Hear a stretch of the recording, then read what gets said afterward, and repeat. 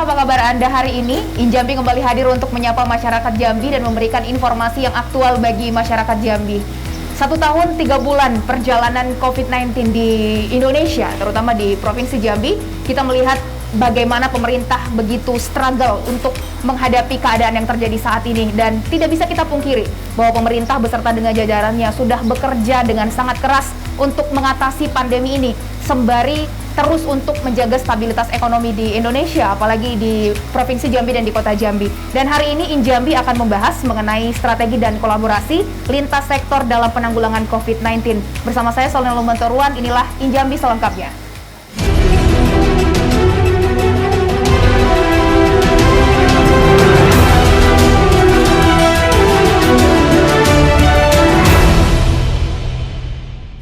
Dan pemirsa, untuk membahas mosi strategi dan kolaborasi lintas sektor dalam penanggulangan COVID-19, hari ini sudah hadir beberapa narasumber yang didatangkan di Injambi. Kami mengucapkan selamat datang di Injambi bagi seluruh narasumber kami.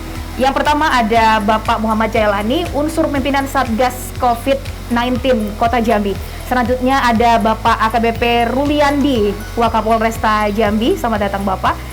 Kemudian Ibu Dr. Rini Kartika, Kepala Bidang Pengendalian Penyakit Dinas Kesehatan Kota Jambi. Sekali lagi selamat datang di Injambi, dan mungkin pertanyaan pertama ini akan langsung saya tujukan kepada Satgas COVID-19 dari Kota Jambi untuk menggambarkan bagaimana keadaan dari kasus COVID-19 di Kota Jambi saat ini.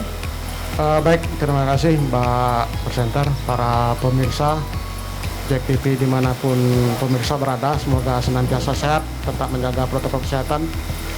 Jadi kondisi pandemi COVID-19 di Provinsi Jambi umumnya di Kota Jambi khususnya ini sudah tergambar dengan lahirnya Instruksi Menteri Dalam Negeri nomor 25 tahun 2021 yang mulai berlaku tanggal 26 Juli sampai dengan 2 Agustus. Jadi dengan Instruksi Menteri Dalam Negeri nomor 26 tahun 2021 itu menempatkan Kota Jambi dalam kategori level 4. Itu artinya dalam kondisi yang sudah hampir darurat. Hampir darurat karena tingkat kesembuhan di bawah rata-rata nasional, tingkat bed occupancy rate di fasilitas kesehatan rumah sakit sudah di bawah nasional, termasuk juga yang meninggal sudah di atas rata-rata nasional. Jadi artinya sudah banyak sekali pembatasan-pembatasan yang harus dilakukan oleh pemerintah Kota Jambi, baik itu sektor ekonomi, sosial kemasyarakatan, termasuk juga di rumah-rumah ibadah. Beberapa waktu yang lalu kita juga sudah mengadakan rapat dengan Forkompinda, unsur Polresta, Kodim, dan Denpom, beserta jajaran terkait bagaimana kita menyikapi kondisi yang level 4 ini. Jadi artinya kita sudah tidak bisa lagi main-main, masyarakat juga sudah tidak bisa lagi abai, menganggap enteng, menganggap remeh bahwa Corona ini sudah makin meluas ada di Kota Jambi. Bahkan tadi saya dapat informasi dari Dr. Ferry Kusnadi, Direktur Raden Matahir, sudah masuk varian Delta di Kota Jambi. Setidaknya ada 2 yang sudah terkonfirmasi. Artinya dengan varian yang baru ini sudah bisa lebih cepat terpapar. Sekarang sudah mulai ada pergeseran hampir semua klaster-klaster di sektor-sektor perkantoran, perusahaan, bukan hanya di sektor-sektor masyarakat dan pelaku usaha yang sering mengadakan acara yang dalam arti berkerumun, tapi sudah hampir merata. Kita juga sudah menerapkan kebijakan work from home dan work from office yang sebelumnya itu tidak pernah kita lakukan karena sudah kondisi darurat, mau tidak mau ini kita harus lakukan. Di Dinas Kesehatan sendiri sudah belasan yang terpapar COVID-19. Ini yang menangani sektor langsung kesehatan yang dalam tanda kutip sangat tahu bagaimana menjaga protokol kesehatan, itu pun bisa terpapar sampai belasan orang. Bagaimana dengan masyarakat biasa, masyarakat awam yang pengetahuannya dalam tanda kutip masih minim atau juga masih cuek terhadap bahaya virus COVID-19 ini. Jadi artinya dengan keadaan level 4 ini sudah tidak bisa lagi kita menganggap enteng, kita harus mengerahkan segenap untuk komponen bagaimana bahu-membahu agar ini bisa kita kendalikan. Kalau berhenti sama sekali, saya pikir juga banyak faktor penyebab, apalagi juga rumah sakit sudah mulai crowded. oksigen sudah beberapa rumah sakit sudah mulai langka, termasuk ketersediaan obat. Mungkin Mbak bisa cek di beberapa apotek yang di Kota Jambi, obat-obat COVID itu vitamin, suplemen bahkan sudah terindikasi langka. Apakah langka itu tidak ada atau terjadi penimbunan oleh orang-orang yang melakukan isolasi mandiri di rumah-rumah. Barangkali itu sementara gambaran. Berada di level 4, kita ingin tahu dari Dinas Kesehatan bagaimana kemudian perkembangan vaksinasi di Kota Jambi. Karena tentunya dikatakan kita nggak boleh anggap sepele lagi. Apakah sebelumnya ada anggapan sepele? Kita akan tahu nanti pada percakapan ini, namun kita mau tahu dulu bagaimana perkembangan vaksinasi di Kota Jambi saat ini, Ibu. Baik, terima kasih. Assalamualaikum warahmatullahi wabarakatuh. Bisa saya sampaikan untuk capaian vaksinasi kita, dosis pertama itu saat ini baru 41,12%. Kemudian untuk vaksin kedua itu 18,45%. Jadi masih jauh ya, sekitar vaksin satu aja masih sekitar 59% lagi harus kita capai, apalagi vaksin kedua. Jadi memang kita lagi menggiatkan pelaksanaan vaksinasi COVID ini, bukan hanya di Paskes saja, di puskesmas, di rumah sakit, tapi kita juga melaksanakan vaksin-vaksin mobile sesuai dengan permintaan-permintaan. Ada yang bersurat ke dinas, dari RT, dari instansi, atau dari komunitas-komunitas tertentu, itu kita akomodir untuk mengejar ketercapaian vaksin kita ini, agar 70% warga Kota Jambi ini bisa divaksin. Target capaian 70% sampai dengan ditargetkan di bulan berapa, Ibu? Nah, itu kita akan kejar terus, karena kita juga terkendala vaksin. Vaksin ada mungkin sampai minggu ini. Jadi kita masih berupaya dengan provinsi untuk bisa mendapatkan vaksin untuk minggu depan. Jadi kalau vaksin lancar, insya Allah kita bisa lebih cepat lagi. Tapi terkendala vaksin itu kadang-kadang juga habis, macet gitu. Nah, demikian. Baik, berbicara soal strategi dan kolaborasi lintas sektor, kalau dari Polri sendiri, dari Polresta untuk Kota Jambi, hal seperti apa yang dilakukan oleh Polresta untuk berusaha untuk menekan laju dari penyebaran virus corona ini? Baik, kalau kami dari Polresta dalam rangka menekan laju pertumbuhan COVID ini atau penyebaran virus COVID ini, kami melaksanakan langkah-langkah strategi, yaitu yang pertama kami pendataan dulu. Semuanya terdata, baik yang sakit, jumlah yang sakit, jumlah yang meninggal, jumlah yang isolasi mandiri, kemudian jumlah vaksinasi, data ketersediaan tempat tidur rumah sakit, kami datakan semua.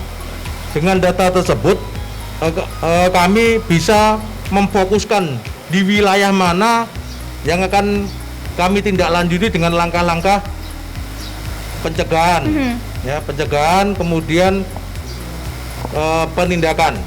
Kalau kami Polri mendukung upaya-upaya pemerintah untuk dalam rangka penanganan COVID ini, seperti pembinaan, kami melaksanakan himbauan melalui Kapolsek dan Babin Kamtipmasnya ke kelurahan-kelurahan, kepada RT, warga masyarakat langsung.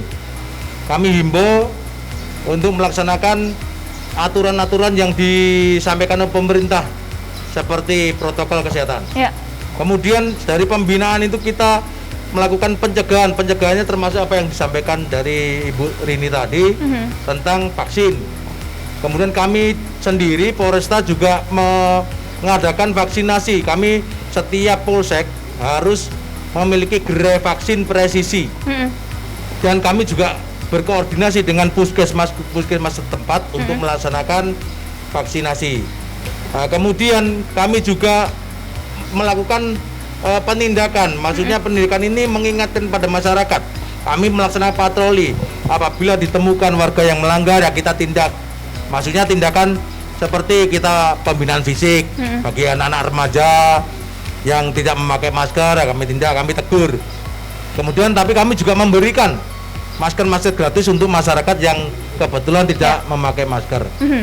Di lain itu, kemudian kami koordinasi juga dengan Pemkot, yaitu Satpol PP, untuk menindak pelaku usaha yang memang sudah diingatkan berkali-kali tapi masih melaksanakan kegiatannya tidak atau melanggar protokol kesehatan. Jadi ditutup sementara itu kami mendukung penindakan-penindakan itu supaya virus COVID di Kota Jambi tidak menular, karena data sampai dengan hari ini sehari kemarin saja yang terpapar sudah 306. Setiap hari per tanggal 28 Juli. Ya, kemarin, hari kemarin. Satu hari itu 306, satu hari. Dari sebelumnya 150, 160 naik terus, berarti ada kenaikan. Ini butuh kedisiplinan masyarakat sendiri untuk ikut membantu. Kami tidak bisa bekerja secara tuntas apabila masyarakat sendiri tidak bisa membantu dengan sadar diri bahwa ini COVID ini berbahaya, sudah mulai meningkat terus di Kota Jambi. Ya, baik. Kita masih akan membahas juga mengenai bagaimana kemudian kebijakan yang dikeluarkan oleh pemerintah untuk menekan laju penyebaran virus corona ini, yaitu PPKM yang tentunya selalu menjadi polemik di tengah-tengah masyarakat. Namun saat lagi tetap bersama kami di Injambi.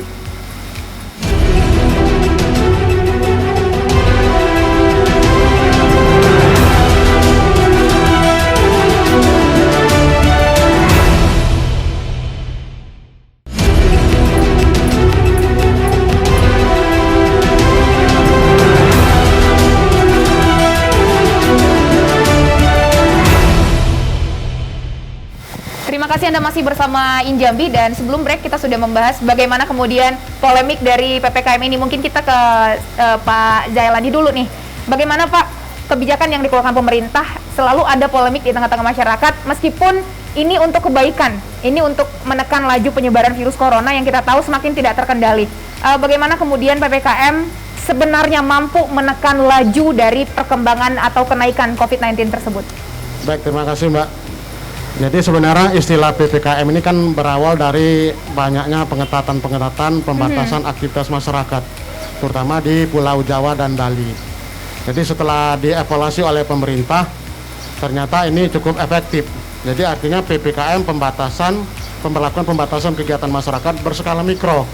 Mikro artinya kecil. Jadi yang dibatasi itu lingkup terkecil, lingkup RT dan RW. Karena yang paling tahu, yang paling punya masyarakat secara langsung kan RT. Jadi RT memantau segala aktivitas masyarakatnya dalam 24 jam. Yang keluar, yang malah aktivitas masyarakatnya. Ini kalau memang sebenarnya dilaksanakan secara konsisten, dibantu dengan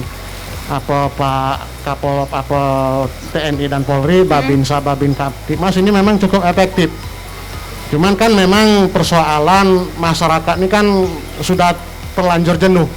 Sudah banyak sekali pengekangan, pembatasan dari larangan mudik ya Pak? Ya, mulai dari Maret, Juni 2020 yang lalu, sehingga makin lama makin merasa sepertinya sudah jenuh. Oleh sebab itu sudah banyak yang apatis, banyak tidak peduli, sehingga menganggap ini menjadi hal yang biasa. Jadi COVID itu dianggap ya kalau memang takdirnya kena ya kena, kalau tidak ya tidak, begitu. Bahkan dari kalangan-kalangan akademisi, kalangan terpelajar, ulama, banyak juga yang berprinsip seperti itu, bukan hanya masyarakat awam. Jadi sebenarnya pemerintah juga sudah banyak menggunakan istilah, mulai dari darurat, PPKM, sekarang sudah kepada level. Jadi istilahnya sekarang sudah tidak PPKM lagi, kepada level.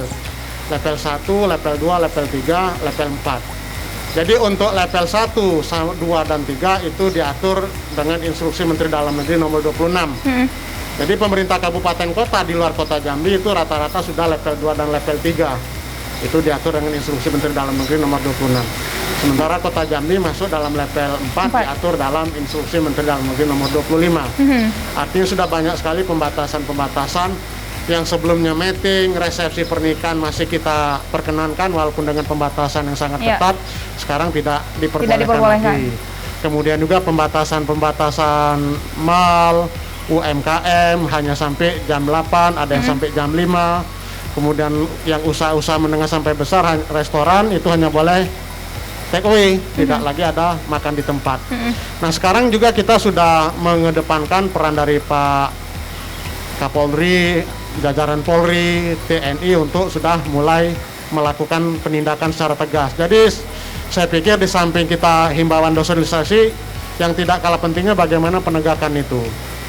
Karena kalau hanya sekedar himbauan dan sosialisasi rasanya sudah setahun setengah, sudah tidak menjadi fokus utama lagi. Kita memang lebih kepada penindakan.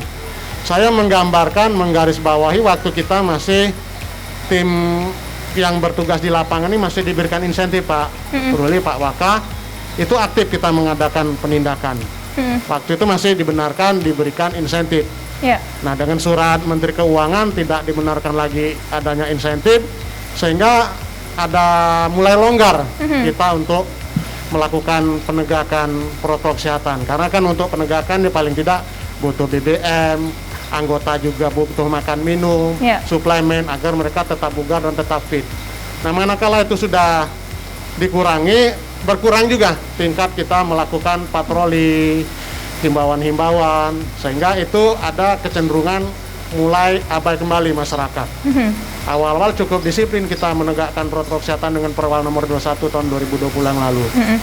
Melihat kenyataan ini, ternyata pemerintah pusat juga menyadari tidak bisa petugas di lapangan tidak diberikan insentif. Tapi dilakukan dalam bentuk yang skala mikro tadi, yang skala kecil tadi. Mulai dari RT, RW, Camat, Babinsa, Babin Kaptimnas, Kapolsek, dan Ramil itu yang diberikan semacam operasional agar bisa tetap menjalankan protokol kesehatan. Nah, ini mulai kita gaungkan lagi dengan kita merefocusing anggaran-anggaran yang tidak begitu urgen seperti perjalanan dinas, makan minum, beberapa pengadaan-pengadaan itu semua kita refocusing, kita alihkan untuk penanganan COVID, baik untuk petugas maupun penanganan dari sisi kesehatan. Karena sekarang juga tim pemulasaran jenazah sudah kewalahan, Mbak. Pada hari Selasa kemarin sempat tercatat 14 yang meninggal. Nah, penggalian makam itu sudah tidak menggunakan cangkul lagi, tapi sudah menggunakan alat berat. Saking sudah banyak polimer. Walaupun juga untuk penutupan dan perataan masih dibutuhkan secara manual. Kita khawatir apabila tim ini sudah kewalahan, akhirnya mengundurkan diri, ataupun juga ada yang terpapar, siapa yang akan memakamkan jenazah-jenazah COVID ini, baik yang ada di Bumi Langgeng ataupun di Pusara Agung. Nah, ini masyarakat harus bisa melihat bahwa kematian itu hampir tiap saat ada, tidak yang muda, yang tua, yang kecil, tapi memang rata-rata yang di atas 60. Yang atau yang boleh dikatakan lansia, apalagi yang belum divaksin dan ada komorbid itu pasti cepat. Tentunya hal ini, PPKM ini kita tidak bisa pungkiri bahwa ada satu yang ditekan, yaitu bagaimana menjaga stabilitas ekonomi nasional atau di Kota Jambi sendiri, seperti itu. Nah, ketika ditekan stabilitas ekonominya, maka yang kita lihat adalah dampaknya ke arah kriminalitas. Mungkin ini ke Pak Waka dulu. Kalau di Jambi sendiri, Pak, dengan pemberlakuan PPKM yang sudah berjalan, apakah ada peningkatan di Jambi sendiri tingkat kriminalitas seperti di kota-kota besar yang lain?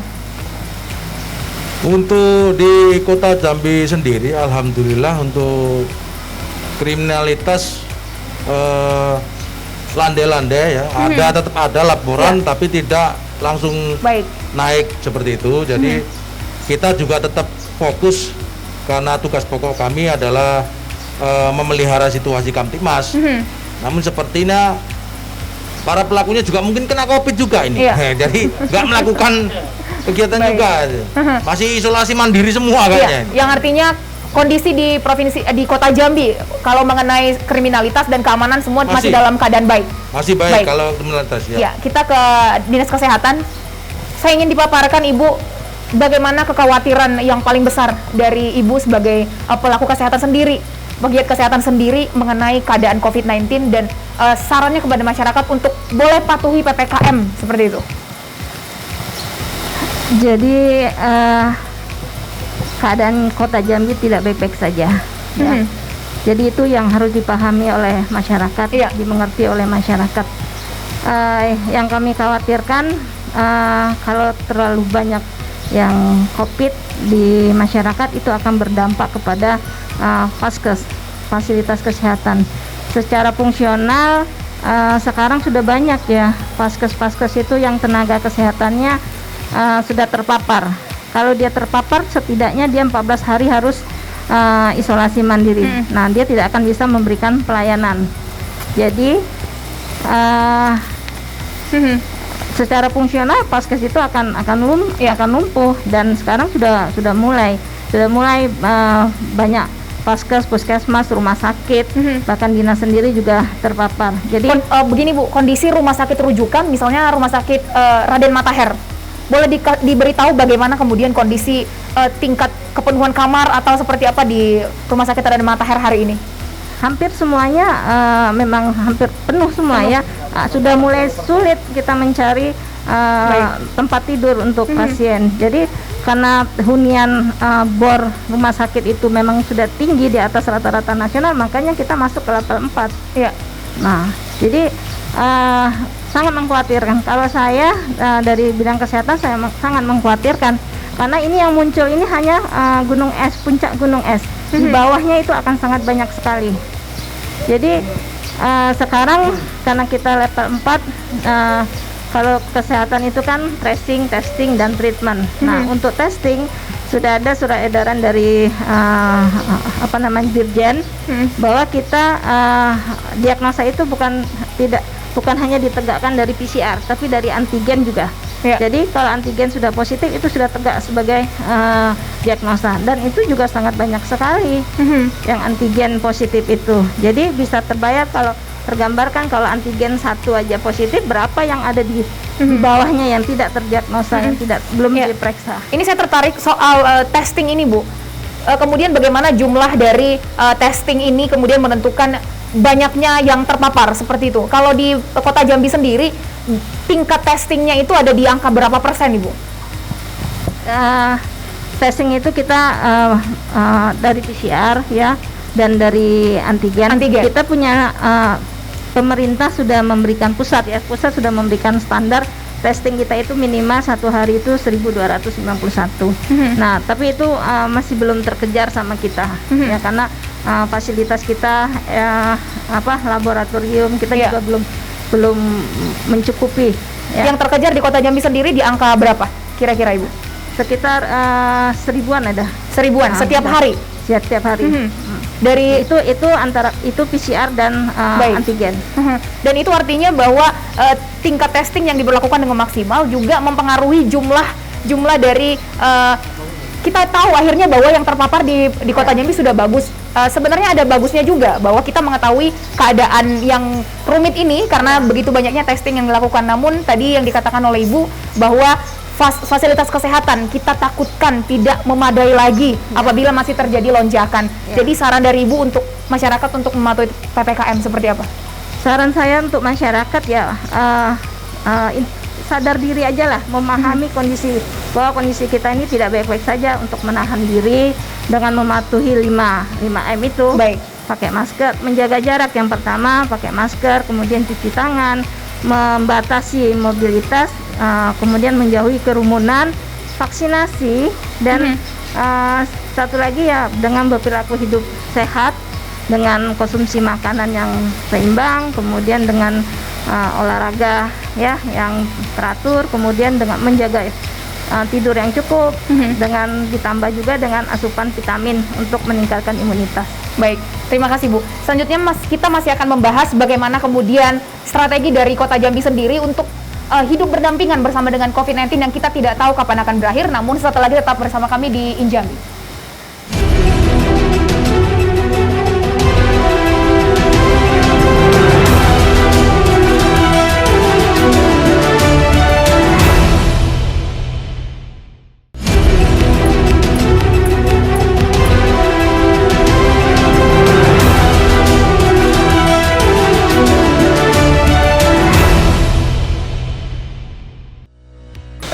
Dari Rumah Kito Resort Kota Jambi, Injambi kembali hadir dan kita masih akan membahas begitu banyak negara yang sudah memproklamirkan kemerdekaan mereka terhadap COVID-19 sekalipun sebenarnya belum merdeka, tetapi mereka sudah proklamirkan dulu dan mereka mengatakan bahwa mereka akan hidup berdampingan dengan COVID-19 dan akan melakukan kegiatan seperti biasanya, seperti itu. Dan dari Satgas saya akan bertanya ini bagaimana kolaborasi dari berbagai sektor yang diatur oleh pemerintah di Kota Jambi sendiri untuk mampu menghadapi situasi COVID-19 yang semakin tidak terkendali di Kota Jambi saat ini. Terima kasih Mbak. Jadi sebenarnya kalau kita melihat ada daerah yang atau negara yang sudah mempromarkan diri sebagai tidak terjangkit lagi COVID, saya pikir banyak faktor ya, banyak faktor yang paling tidak mempengaruhi jumlah penduduk, luas wilayah. Kalau negara kecil seperti Singapura, saya pikir bisa cepat move on. Bagaimana Indonesia yang dari Sabang sampai Merauke. Menyadari hal itu, menyadari luasnya wilayah Indonesia dari Sabang sampai Merauke dengan jumlah penduduk 274 juta lebih, tentu harus ada penanganan dan strategi yang tidak mudah. Kalau saya pribadi jujur mengakui, agak sulit sekali kita mengatakan penanganan COVID bisa sejalan dengan penurunan ekonomi. Karena pasti bertolak belakang. Betul. Penanganan COVID identik dengan pengetatan aktivitas masyarakat, ekonomi.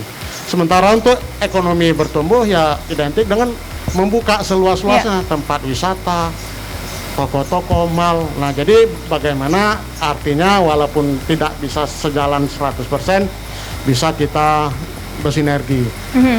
Langkah-langkah yang sudah ditempuh oleh pemerintah kota menghadapi level 4 ini, yang pertama kita makin mengintensifkan koordinasi dan konsultasi dengan Satgas Provinsi. Bagaimanapun kota ini kan barometer ibu kota Provinsi Jambi. Bagaimana wajah dan warna kota Jambi juga berpengaruh terhadap wajah dan warna Provinsi Jambi. Karena penduduknya paling banyak, tempat aktivitas ekonomi, industri, barang dan jasa. Sehingga tidak bisa terlepas Satgas Covid Provinsi terhadap penanganan yang ada di kota. Kota Jambi sendiri dengan keterbatasan yang ada, dana, sumber daya, sarana dan prasarana tidak mungkin berjalan sendiri untuk menghadapi level 4 ini. Jadi harus bersinergi antara kota dengan provinsi. Yang kemudian, yang kedua, kita juga makin meningkatkan sinergi dengan aparat-aparat TNI Polri. Alhamdulillah kami dibantu 100 orang di BKO kan oleh Pak Danrem untuk membantu penegakan protokol kesehatan. Belum lagi peran dari bapak-bapak yang di Polri menegakkan protokol kesehatan, peran Babinsa, Babin Katipa juga cukup maksimal. Kemudian yang tidak kalah pentingnya, kita juga bekerja sama dengan dunia usaha. Beberapa waktu yang lalu Pak Wali Kota beserta dengan jajaran Forkompinda juga sudah melakukan sidak-sidak di tempat penyaluran oksigen untuk rumah sakit. Kita menghimbau ya di era pandemi level 4 ini semaksimal mungkin mengurangi untuk sektor industri ataupun dunia usaha agar lebih prioritas untuk penanganan COVID. Tidak lagi mungkin ngirim keluar Jambi tanpa partisipasi segenap masyarakat, dunia usaha, perbankan. Rasanya mustahil Satgas COVID bisa berjuang sendiri karena begitu kompleks problem dan masalah yang dihadapi. Baik, terima Barangkali kasih. itu, Pak. Selanjutnya ke Pak Ruli. Bagaimana kemudian strategi dan kolaborasi dari Polresta sendiri untuk menanggulangi COVID-19 di Kota Jambi saat ini? Baik, seperti yang disampaikan Pak Jani tadi, kami setiap hari melaksanakan kegiatan bersama-sama, jadi sinergi baik Polri, kemudian TNI, pemerintah kota, dinas kesehatan. Seperti kegiatan baru selesai kemarin 3 hari berturut-turut kami melaksanakan vaksinasi massal di GOR Kota Baru. Kemudian kami juga bersama-sama dengan TNI dan yang lain juga melaksanakan bantuan sosial kepada masyarakat yang terdampak dari COVID ini. Mungkin suaminya terkena, keluarganya tidak bisa, ya kan? Yang bekerja kan suaminya, ya kita bantu. Kemudian karena pengetatan ini akhirnya jam operasional para pedagang UMKM kecil jadi terpotong. Akhirnya mungkin dirasa kita juga tahu mereka pasti sulit, ya kita bantu. Kita melaksanakan bansos dari pimpinan kami, Bapak Kapolri, Bapak Kapolda, hingga sampai Polsek melaksanakan bansos semua, didukung oleh rekan-rekan dari TNI, Pemkot, juga dari Dinas Kesehatan. Baik, Ibu, dengan dokter ini kita tahu bahwa Dinas Kesehatan itu adalah pilar utama dari penanggulangan COVID-19 ini, garda terdepan untuk menanggulangi COVID-19. Kita ingin tahu dari Dinas Kesehatan sendiri hal-hal dan strategi apa yang dilakukan, baik itu berupa yang persuasif kepada masyarakat, seperti apa yang dilakukan untuk menanggulangi COVID-19 ini di Kota Jambi, terutama dengan adanya kerjasama lintas sektoral ini dari Dinkes sendiri, kerjasama seperti apa yang dilakukan berupa program-program? Baik, kalau dibilang kesehatan itu adalah garda terdepan, Ya, tombak utama, ya. Mungkin kita tidak sepakat. Garda terdepan itu adalah masyarakat. Iya. Ya, Kalau jadi- kita menggarisbawahi di Injambi dari awal bahwa masyarakat adalah tombak akhir, seperti itu ya, ya. masyarakat itu tombak awal, ya, tombak pertama. Yang terakhir itu memang kesehatan. Nah, jadi kalau kesehatan sudah rubuh, pasti di depan itu akan rubuh juga. Nah, jadi kita tidak bisa kita Pemda mengatasi ini sendiri, ya.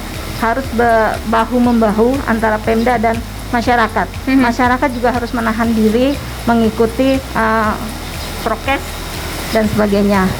Nah, jadi strategi kami dari Dinas Kesehatan, ya, kita melakukan tracing, ya, mana yang sudah positif, kontak eratnya kita periksa, kemudian kita lakukan testing, baik itu PCR maupun dengan antigen, ya. Kemudian yang sudah terdiagnosa itu bisa isolasi mandiri. Nah, isolasi mandiri ini kita juga sudah dibantu oleh mahasiswa Gapu, ya, kemudian oleh Babinsa, Babin Kaptit, banyak kita bekerja sama untuk memantau. Ya. Kemudian kita melakukan treatment di rumah sakit, ya. Jadi kemudian kita juga bekerja sama dengan Dismeninfo untuk memberikan edukasi kepada masyarakat. Nah, jadi banyak yang sudah kita lakukan Dinas Kesehatan, Pemda, tapi ujung tombaknya itu tetap masyarakat. Selama masyarakat itu masih kumpul-kumpul, tidak pakai masker, kemudian yang mudanya kongko-kongko di kafe sampai ngobrol-ngobrol, nah itu akan sulit, ya, kalau hanya Pemda, kemudian polisi, penegakan hukum dan sebagainya, tapi masyarakatnya abai, kita akan sulit sekali, ya. Ini sangat tertarik bagaimana Ibu dokter ini mengatakan bahwa masyarakat adalah tombak awal, seperti itu. Dan mengapa kami katakan bahwa masyarakat itu di akhir, karena kita bicara soal peperangan, seperti itu. Kita berbicara soal peperangan yang artinya ada pasukan paling terdepan untuk melakukan peperangan ini, dan tentu saja masyarakat dan semua elemen pasti akan bahu-membahu untuk menyelesaikan COVID-19. Ada satu hal soal isoman, Ibu, isolasi mandiri di berbagai daerah lain. Kita tahu bersama bahwa Dinas Kesehatan menyediakan satu program, mereka berkeliling untuk mendata, atau mungkin datanya didapat dari masyarakat, ada isoman seperti ini di alamat sekian, dan mereka mendatangi untuk memberikan fasilitas treatment tidak hanya di rumah sakit, tetapi mereka datang untuk memberikan hal tersebut ke rumah-rumah. Apakah di Kota Jambi sendiri diberlakukan juga? Iya, jadi memang yang pasien-pasien yang isoman itu dipantau, ya, dikunjungi, diberikan Treatment seperti obat, apa, Ibu, mungkin? diberikan obat, termasuk saya bilang tadi dibantu oleh mahasiswa dari Gapu. Jadi Pemda juga wali kota merekrut relawan-relawan untuk melakukan pemantauan di samping petugas puskesmas. Ya. Dan bagi yang isoman sendiri, untuk ketersediaan obat, apakah ketersediaan obat ini kemudian disediakan oleh pemerintah daerah atau bagaimana, Bu? Memang obat disediakan, tapi memang saya lihat memang belum semuanya cukup, ya, karena kasusnya makin lama makin banyak, ya, obatnya memang terbatas juga. Jadi memang untuk pemberian obat kita selektif untuk pasien COVID yang memang bergejala, barulah diberikan obat antivirus. Sementara kan ada juga yang tidak bergejala, ya, yang tidak bergejala dengan gejala minimal, itu hanya diberikan vitamin-vitamin dan obat-obat untuk menghilangkan keluhannya. Kemanakah masyarakat akan mengambil obat tersebut jika masyarakat ada yang membutuhkan dari Injambi, mungkin Ke puskesmas. puskesmas? Jadi kementerian juga sudah membuat, ya, Halodoc. Jadi obat-obat itu bisa di farmasi, Kimia Farma diambil dengan aplikasi gitu. Tapi saya belum tahu, masih saya coba apakah di Jambi sudah bisa berjalan atau belum. Baik. Berarti ini menjadi sebuah agenda, menjadi tugas bahwa di Kota Jambi sendiri harus berlakukan Halodoc tersebut, supaya nantinya ketika ada masyarakat yang membutuhkan, mungkin tidak Karena begini Bu, kondisi ketika orang-orang isoman, mereka cenderung untuk tidak memiliki akses untuk keluar rumah seperti itu. Jadi kita berharap bahwa dari Pemda sendiri bisa membantu masyarakat untuk menyelesaikan persoalan ini seperti di daerah-daerah yang lain. Ya, jadi diharapkan juga masyarakat yang terkonfirmasi ini juga aktif untuk menghubungi petugas, ya, melaporkan bagaimana kondisinya. Karena terus terang kalau kasusnya makin banyak tidak akan terpantau juga oleh tenaga kesehatan.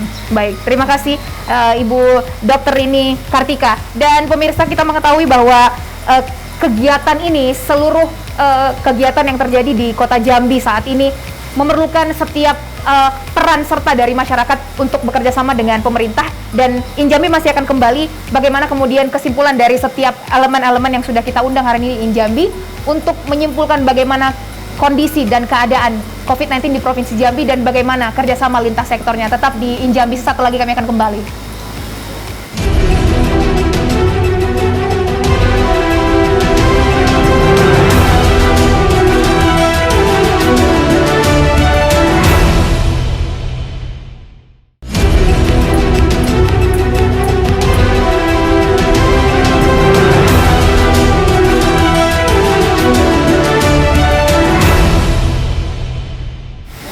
Masih dari Rumah Kito Resort Kota Jambi, dan kita masih membahas hari ini mengenai strategi dan kolaborasi lintas sektor dalam penanggulangan COVID-19 di Kota Jambi. Dan dari segmen 1, 2, dan 3 kita sudah melihat secara umum bagaimana kemudian keadaan COVID-19 di Kota Jambi dan hal-hal seperti apa yang dilakukan oleh pemerintah untuk terus menjaga stabilitas ekonomi dan stabilitas kesehatan di Kota Jambi yang tentunya sangat tidak mudah karena kedua hal ini merupakan seperti setali tiga uang, tidak bisa dipisahkan satu dengan yang lain, yang artinya ketika ada satu elemen yang tidak berfungsi dengan baik maka akan sangat berpengaruh dengan elemen-elemen yang lain. Dan kita akan langsung kepada dari Wakapolresta dulu, dari Polri, kesimpulan seperti apa yang hendak diambil untuk tema kita hari ini mengenai strategi dan kolaborasi lintas sektor dalam penanggulangan COVID-19 dan himbauan seperti apa yang ingin diberikan kepada masyarakat. Silakan Pak Ruli. Baik, kalau kami dari unsur kepolisian khususnya Polresta Jambi, kami menyampaikan bahwa data seperti tadi yang saya sampaikan, kami berupaya untuk pendataan. Pendataan ini sangat penting untuk melakukan langkah-langkah berikutnya. Dari data yang kami kumpulkan bahwa yang terkena pertama awal itu kebanyakan dari umur produktif. Yang terkena itu umur produktif dari remaja, kemudian dewasa dan pekerja. Itu banyak. Namun karena mereka mungkin masih di umur muda, tapi tidak prokes, tidak melaksanakan protokol kesehatan, akhirnya kan dibawa ke rumah. Mereka itu mobilitas tinggi, ke kuliah, sekolah, kumpul-kumpul dengan teman, bekerja. Akhirnya dibawa ke rumah. Yang di rumah ini yang orang tua kita. Sementara mungkin imunnya tidak kuat. Akhirnya mereka nularin ke orang tua, akhirnya yang banyak meninggal memang umur di atas 60. Padahal mereka tidak kemana-mana. Nah ini kami menyampaikan bahwa harus semua lapisan masyarakat berdisiplin, karena kedisiplinan kita adalah keselamatan kita. Disiplin melaksanakan protokol kesehatan, baik yang muda khususnya yang umur-umur produktif itu, seperti yang disampaikan dari Bu Dokter ini, kurangilah mobilitas, kurangi kumpul-kumpul, karena mungkin mereka bisa sehat, mereka imun kuat, tapi yang di rumah saat kembali ke rumah, yang di rumah itu belum tentu kuat. Itulah yang menjadikan akhirnya ya agak fatal kepada yang lebih tua. Jadi kalau kami menghimbau kepada seluruh elemen masyarakat, baik yang muda maupun yang tua, untuk disiplin melaksanakan protokol kesehatan, ikuti saja anjuran pemerintah. Dengan disiplin akan menyelamatkan kita semua. Ya, baik, terima kasih Pak Ruli. Selanjutnya ke unsur pimpinan Satgas COVID-19 Kota Jambi, hal seperti apa yang ingin disampaikan kepada masyarakat terkait kesimpulan kita hari ini, sekaligus himbauan kepada masyarakat. Baik, yang pertama karena Kota Jambi, Provinsi Jambi telah memasuki level 4, artinya kita ke depan sudah akan makin intensif dan makin masif untuk melakukan penegakan protokol kesehatan, baik berupa sanksi fisik, teguran maupun sanksi administrasi bagi pelaku usaha. Yang kedua, mungkin karena sudah level 4, sudah darurat, Mbak. Kami mungkin bukan hanya sekedar menghimbau lagi, tapi sudah bermohon. Iya. Bermohon ini minta dari, kalau boleh itu 11 jari dengan kepala ini kepada masyarakat untuk ya mbok menahan diri lah. Karena fakta yang kami dapatkan ini Pak Waka, masih terus ada orang-orang yang ingin membuat acara yang dalam tanda kutip pasti menimbulkan kerumunan. Salah satunya resepsi pernikahan, baik yang ada di gedung maupun yang ada di rumah-rumah. Sejauh pantauan kami sulit sekali mengendalikan protokol kesehatan yang ada di resepsi ini. Makan tidak prasmanan, padahal harus nasi kotak, nyanyi rame-rame, megang mic, tidak pakai masker, joget-joget, terutama yang di rumah. Mbok ya ditahan dulu lah, paling tidak kan kita tidak melarang untuk akad nikahnya, baik yang di kuaket, rumah ibadah atau yang kita tidak mengarang sahnya. Barangkali modal untuk resepsi bisa untuk kedua mempelai, mau kredit rumah atau buka usaha, barangkali itu lebih bermanfaat daripada resepsi akhirnya mubazir. Orang sudah takut untuk datang kalau tidak benar-benar kenal atau tidak benar-benar dekat. Saya juga sudah mikir 2 kali kalau mau datang resepsi di rumah-rumah. Di gedung pun kita udah mulai memilah-milah. Jadi artinya banyak mubazir. Saya sering datang sore itu numpuk Pak, mesin nasi kotak ataupun prasmanan tidak dimakan ya karena orang sudah mulai takut untuk datang ke resepsi itu. Yang kedua, kalau ada momen vaksinasi, marilah sama-sama kita datangi tempat-tempat tersebut. Jangan lagi tidak mau divaksin. Karena kita juga tidak tahu vaksin gratis ini sampai kapan akan disediakan oleh pemerintah. Nanti ke depan akan ada vaksin gotong royong berbayar oleh perusahaan. Kemudian ke depan juga sudah akan mulai diberlakukan syarat vaksin ini untuk segala urusan. Mulai jalan ke luar kota, nak daftar anak, nanti lansia-lansia mencairkan pensiun di bank itu oleh BRI juga akan ditanyakan sudah vaksin apa belum. Memang masyarakat itu harus dipaksa. Harus dipaksa tipikal masyarakat kita, kalau tidak begitu akan sulit tumbuh kesadaran maupun kerelaannya untuk divaksin. Barangkali itu closement dari Satgas COVID-19. Terima kasih untuk unsur pimpinan Satgas COVID-19. Kami tahu bahwa Anda beserta dengan tim sudah bekerja dengan sangat baik selama hampir 2 tahun ini untuk mengatasi pandemi. Selanjutnya dari Ibu Dr. Rini Kartika, Kepala Bidang Pengendalian Penyakit Dinas Kesehatan Kota Jambi. Mungkin Ibu boleh lebih sedikit beretorika kepada masyarakat, karena sesungguhnya yang paling tahu kondisi saat ini tentunya sebagai, sekali lagi saya katakan, garda terdepan untuk memerangi COVID-19, dan tentunya kita akan bantu bersama-sama bagaimana retorika yang ingin Ibu bangun soal keadaan Kota Jambi saat ini dan sarannya untuk masyarakat di Kota Jambi. Baik, sama dengan Pak dari kepolisian, disiplin ya, kita harus disiplin menahan diri.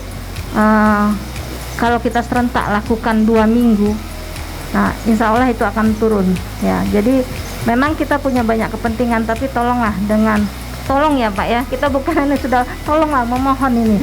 Ya, jangan tahanlah diri, jangan seperti biasa gitu. Nah, kita tidak biasa lagi. Kita harus bisa mengikuti kondisi yang sekarang. Jadi untuk masyarakat, yang pertama saya himbau, kalau sudah antigen positif, langsunglah isolasi, ya, nggak usah lagi minta PCR, karena itu sudah tegak diagnosanya COVID. Nah, tinggal lapor ke puskesmas, nanti puskesmas akan tracing keluarga, keluarga itu. Kemudian yang kedua, kalau sebaiknya ya janganlah pergi keluar kota, kalau memang itu tidak sangat urgent sekali, ya. Kemudian kalau pulang dari luar kota, nah, karantina dulu ya, periksa antigen, kemudian kalau negatif masih karantina 5 hari, hari ke-5 kita masih periksa lagi antigen atau PCR, kalau sudah itu baru. Jadi jangan pulang dari luar kota, nah, beraktivitas seperti biasa, ternyata bawa virus. Nah, kemudian yang ketiga, alhamdulillah animo masyarakat untuk vaksin sudah sangat besar sekali. Cuman saya harapkan masyarakat juga tertib ya dalam mendapatkan vaksin ini. Daftar saja dulu di puskesmas dan jangan membuat kerumunan. Ya, jangan kita ingin mendapatkan vaksin tapi akhirnya membuat kerumunan yang berisiko terjadinya penyebaran virus juga. Sehingga nanti habis divaksin dia sakit. Ternyata apa? Sudah masuk duluan virusnya. Jadi itu saja mungkin kita bisa, saya optimis kita bisa mengendalikan, menekan, tapi bersama-sama dengan masyarakat dan Pemda. Ya. Demikian, terima kasih. Baik, dari Dinkes dan dari Satgas ada kata permohonan 10 jari tangan tambah 1 kepala lagi gitu. Jadi artinya ini merupakan permintaan yang amat sangat dari pemerintah, dari lapisan pemerintah kepada masyarakat untuk terus meningkatkan protokol kesehatan ini. Saya pengen ke Pak Ruli deh. Mungkin nggak, adakah dimungkinkan dari Polres sendiri untuk mengadakan sanksi tegas bagi mereka yang masih melanggar prokes sampai saat ini? Baik, kalau dari kepolisian, karena memang dari undang-undangnya polisi itu untuk menangani kasus pelanggaran pidana. Kalau hanya pelanggaran itu memang sudah ranahnya dari Pemkot, yaitu Satpol PP. Tapi kami mendukung, kami ikut membantu. Contohnya menutup rumah makan dan sebagainya, kita ikut membantu. Tapi yang menutup adalah Satpol PP. Kemudian yang pelanggar-pelanggar itu ada namanya tipiring, tidak pidana ringan, itu yang mengadakan dari rekan-rekan dari Satpol PP. Kami mendukung. Tapi kalau ada tindak pidana yang terjadi seperti penimbunan oksigen, nantinya kemudian obat-obatan dijual dengan harga yang tinggi, itu ranah pidana dan kami turun. Ini sudah ada datanya nggak, Pak? Sudah ada, dan sudah kami laksanakan kegiatan razia selama ini masih bisa terkendali di sini. Dan hari ini juga Bapak Kapolda beserta Bapak Kapolres juga melaksanakan kegiatan pengecekan tabung oksigen di Kota Jambi. Ya, kemudian pengecekan rumah isolasi di seluruh Kota Jambi karena dikhawatirkan apabila nanti di rumah sakit membludak, rusuh rumah isolasi atau rusuh ini sudah siap. Makanya Bapak Kapolda bersama Bapak Kapolresta Jambi hari ini keliling ke rusuh-rusuh seperti di Geraha Lansia, kemudian BPSDM dan rusuh yang lainnya. Baik, terima kasih untuk ketiga narasumber. Dan pemirsa, 1 tahun 3 bulan perjalanan dari Indonesia, perjalanan dari Kota Jambi sendiri untuk menanggulangi COVID-19 yang menderu kita dari berbagai lini, berbagai sektor, semuanya terkena dari efek pandemi ini. Dan kita melihat bahwa pemberlakuan PPKM itu bukan berarti bahwa Kota Jambi sendiri dalam keadaan yang baik, sama sekali tidak. Dan dari data-data yang sudah disampaikan oleh narasumber kita, bahwa keadaan Kota Jambi saat ini tidak dalam keadaan yang baik.